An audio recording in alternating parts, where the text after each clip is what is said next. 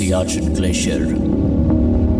Siachen 74 kilometre लंबा ये glacier हमारे भारत देश के उत्तर में मौजूद है।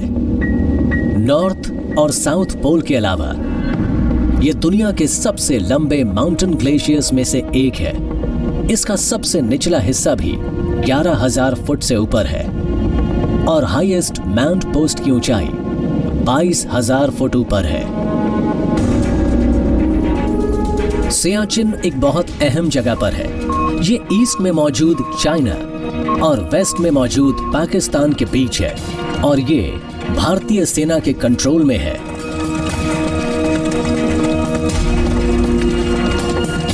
यहाँ भारतीय सैनिक सियाचिन और आसपास की चोटियों पर 100 से ज्यादा पोजीशंस पर अपना कंट्रोल बनाए हैं।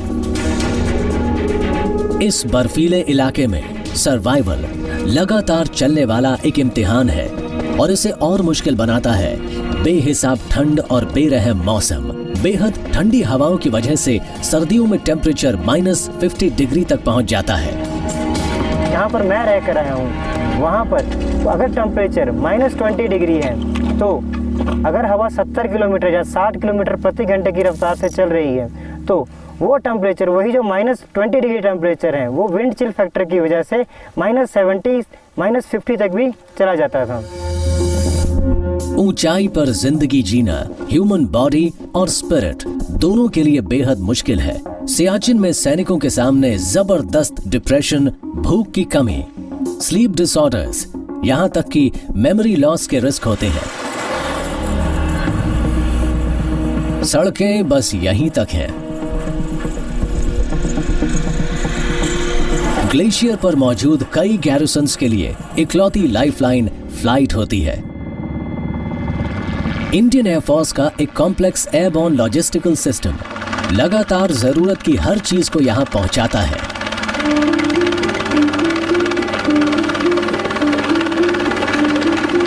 जैसे केरोसिन, हीटिंग और कुकिंग के लिए, खाना, पानी और एम्यूनिशन। सियाचिन सप्लाई लाइन के पहले लेग को संभालते हैं फिक्स्ड विंग एयरक्राफ्ट। ये पहाड़ी स्टेट्स में बने कई बेसेस में लैंड करते रहते हैं। इसके बाद हेलीकॉप्टर क्रूज को ग्लेशियर तक सामान पहुंचाना होता है। क्रूज बर्फीली नदियों पर बने हेलीपैड्स पर डिपेंडेंट है। सियाचिन में एयर मेंटेनेंस एक जबरदस्त लॉजिस्टिकल चैलेंज होता है और इसके लिए जरूरत पड़ती है एयरक्राफ्ट और सैनिकों की, जो कि इस जानलेवा इलाके में हजारों किलोमीटर पे एक्टिव रहते हैं।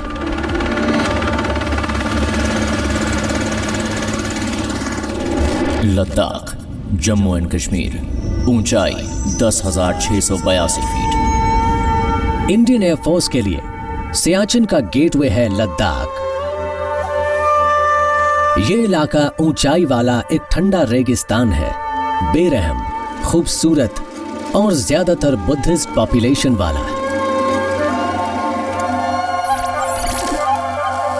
एक इंपॉर्टेंट माउंटेन बेस यहां लेह में मौजूद है, एक वैली में जो कराकोरम और लद्दाख रेंजेस से घिरी हुई है।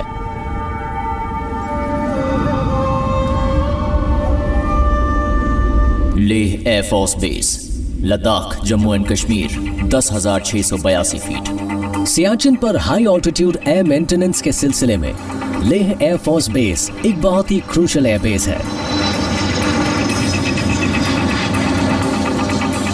सिर्फ ग्लेशियर कैप्टन्स ही सियाचिन तक की फ्लाई कर सकते हैं और इस सर्टिफिकेशन को हासिल करना बहुत मुश्किल है। स्क्वाड्रन लीडर खुशबू गुप्ता एक ऐसी पायलट है जिन्हें इस बहुत ही खास स्टेज से नवाजा गया है। हाई ऑल्टीट्यूड्स पर फ्लाई करना बहुत चैलेंजिंग है। मुश्किलें तब बढ़नी शुरू नहीं होती जब मैं कॉकपिट में बैठती हूँ और फ्लाई करती हूँ। इनकी शुरुआत तो सुबह ब्लैंकेट से निकलने पर ही हो जाया करती है, जब मेरा अलार्म बजता है 4 या 4:30 बजे।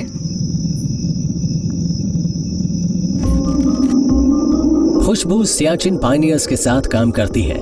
इस हेलीकॉप्टर यूनिट का काम है ग्लेशियर की सबसे मुश्किल पोस्ट तक सपोर्ट पहुंचाना। इन्हें जबरदस्त ठंड के मुताबिक खुद को ढालना पड़ता है। इन्हें और इनके कॉमरेड्स को फ्रॉस्ट बाइट से बचने के लिए बैटरी हीटेड बूट्स पहनने पड़ते हैं।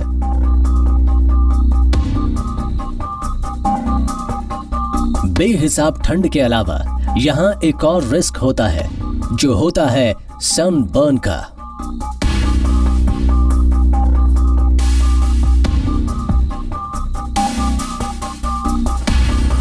सियाचिन पायनियर्स को अक्सर इमरजेंसीज का सामना करते रहना पड़ सकता है। इनके पास मेडिकल इवैक्यूएशन के लिए एक कॉल आई है।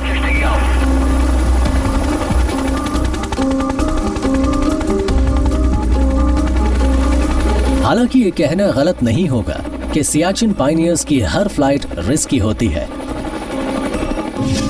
सियाचिन पायनियर्स चीताज और इसके अपग्रेडेड वर्जन चीतल्स को उड़ाते हैं। 2 टन वजन वाली इन मशीन्स के सिंगल इंजन्स इन्हें 23,000 फुट की ऊंचाई तक ले जाते हैं।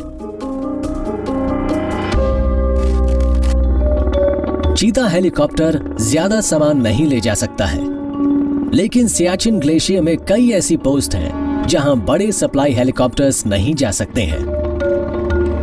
ऐसे में चीता क्रूज लगातार फ्लाई करता है और खतरनाक मौसम से लुका छुपी करता रहता है। खुशबू एक कैजुअल्टी को इवैक्यूएट करने के लिए एक फॉरवर्ड पोस्ट पहुंची है। इस ग्लेशियर पर अक्सर ऐसा होता रहता है। ज्यादातर इमरजेंसीज ऑक्सीजन की कमी की वजह से होती हैं।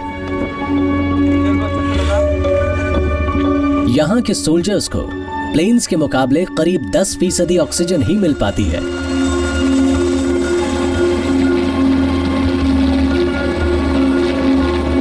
ऊंचाई वाली जगहों में रोजमर्रा की वॉकिंग, कुकिंग या खाना खाने जैसी मामूली एक्टिविटीज भी जबरदस्त फिजिकल चैलेंजेस लेकर आती हैं। हाइपोक्सिया भी एक बड़ा रिस्क है। इस कंडीशन में बॉडी टिश्यूज तक ऑक्सीजन नहीं पहुंच पाती।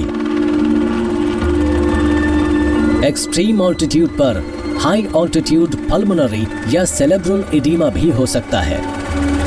इनमें फेफड़ों या दिमाग में फ्लूइड बन जाता है और ये जानलेवा भी हो सकता है। खुशबू एक सोल्जर को ग्लेशियर पर मौजूद उसकी पोस्ट से सियाचिन बेस कैंप के सबसे करीबी मेडिकल फैसिलिटी तक ले जाने में कामयाब रही। एक army doctor captain Nitesh Yadav patient को देखने आ पहुंचे हैं। स्ट्रेचर या स्नो स्कूटर पर लाए गए किसी इमोबिलाइज्ड पेशेंट को करीबी मेडिकल फैसिलिटी तक ले जाना मुश्किल होता है,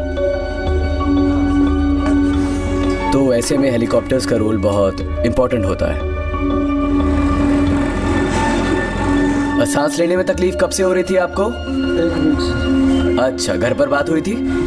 मंथली बेसिस की बात करें तो हर महीने यहाँ पर 15 से 17 केसेस लाए जाते हैं इमरजेंसी मेडिकल इवैक्यूएशन के, सभी पोस्ट से। इधर लेह में flight lieutenant Anirudh Grover squadron leader Gupta के अंडर ट्रेनिंग ले रहे हैं। कल की सॉटी के लिए तैयारी कर रहे हो ग्रोवर? Yes ma'am. तो बताओ इस हेलीपैड से टेक ऑफ करने पर क्या खास होता है? ग्रोवर हेलीकॉप्टर्स में 800 घंटे से ज्यादा की उड़ान भर चुके हैं, लेकिन सियाचिन की फ्लाइट के लिए इनका एक ग्लेशियर कैप्टन होना जरूरी है। मैं लेज पर नजर रखूंगा जो यहाँ कहीं होगी और उसे क्रॉस करके मैं टेक ऑफ करूंगा। Glacier qualification badge Indian air force के हेलीकॉप्टर फ्लीट का बहुत ही खास बैज है। इसे हेलीकॉप्टर पायलट्स का गढ़ भी कहा जा सकता है। ये हेलीपैड है, आप पिकअप लेते हैं, फिर आईजी होवर से ओजी होवर पर जाते हैं, हाइट देखते हैं, फिर आपको अपने को पायलट से ग्राउंड रेफरेंस को लेने के लिए कहना होगा, फिर टेल क्लियरेंस पूछिए और इस तरह से राइट की तरफ मुड़ते हुए टेक ऑफ कर जाइए। ग्लेशियर के ऊपर फ्लाई करना बहुत ही चैलेंजिंग होता है। इसके कई कारण होते हैं, जैसे टेम्परेचर, एटमॉस्फेयर का रेयर होना या एयरक्राफ्ट का ठीक तरह से रिस्पॉन्ड न करना और हमारी खुद की ह्यूमन कैपेबिलिटीज ऐसी ऊंचाइयों पर। इसलिए ये बहुत जरूरी होता है कि आप एक स्पेशली स्क्रूटनाइज्ड सिलेबस से गुजरें। इसमें किसी पायलट को ग्लेशियर क्वालिफाइड कैप्टन बनने में करीब 8 से 10 महीने लगते हैं। वाइटल एक्शंस पूरे करने के बाद हम डेल्टा के जरिए टैक्सी करेंगे और हेलीपैड 1 पर लाइन अप होगा। उसके बाद हम एक नॉर्मल टेक ऑफ करेंगे।